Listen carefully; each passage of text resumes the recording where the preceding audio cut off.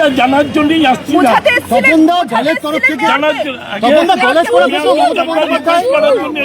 মমতা বন্দ্যোপাধ্যায় তো আজকে দলের তরফ থেকে বলেছেন যে আপনি পদত্যাগ করতে পারেন, দল কি আটকাতে পারতো না চাইলে? দেখুন, এইগুলো তো আমি বলতে পারবো না।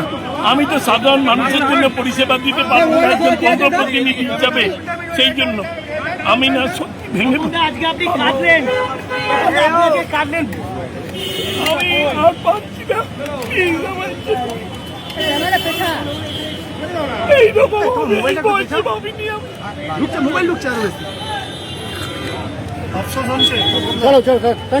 এই মুহূর্তে যে ছবিটা আমরা দেখতে পাচ্ছি, কাউন্সিলর তপন বাবু তিনি কিন্তু